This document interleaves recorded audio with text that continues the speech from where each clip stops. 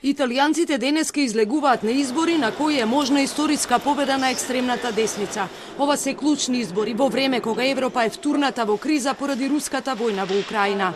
Првпат во Италија по завршувањето на Втората светска војна, овие избори може да доведат на чело на владата лидер на екстремната десница, шефицата на партијата на браќата на Италија, Џорџа Мелони. Која е Мелони? Од тинеџерска активистка која го фалеше Мусолини до фаворитка за италијанска премиерка.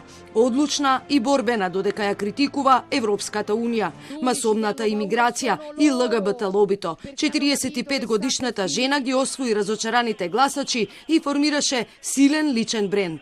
Poi una donna, dicono che oggi è il secolo delle donne, per cui non so se sarà una buona cosa. Comunque, penso che siano dati tutti un grande affare. Li ho sentiti tutti senza voce nelle ultime interviste di ieri sera, per cui penso che tutti hanno battagliato.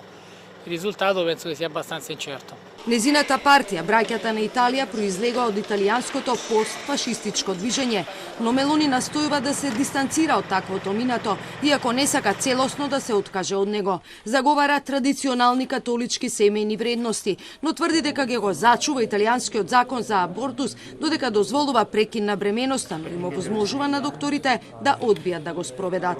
Главниот партнер во сојузот на Џорџа Мелони е десничарската партија Лига на Матео Салвини, кој ги обвинува мигрантите за криминал. Салвини долго време е идеолошки поддржувач на десничарските влади во Унгарија и Полска.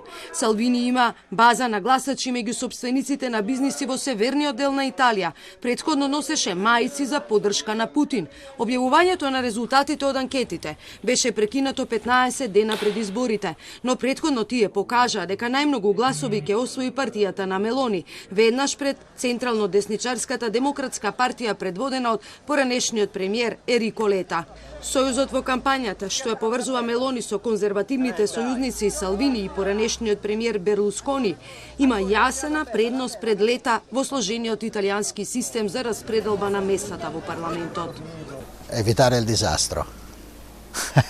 Le aspettative sono che saranno elezioni complicate da leggere, complicate da capire, con voti anche inaspettati rispetto ai sondaggi di prima delle elezioni. Ho aspettative di speranza che ci sia un governo che faccia effettivamente qualcosa per modernare e cambiare questo paese. Aspettative realistiche che non cambi niente. Излезноста на изборите може да биде најниска досега во Италија. На претходните избори во 2018 година имаше рекордно ниска излезност од 73%. Лоренцо Предлијакско, кој раководи со компанијата за истражување на јавното мислење, вели дека овој пат одзивот би можел да падне и до 66%.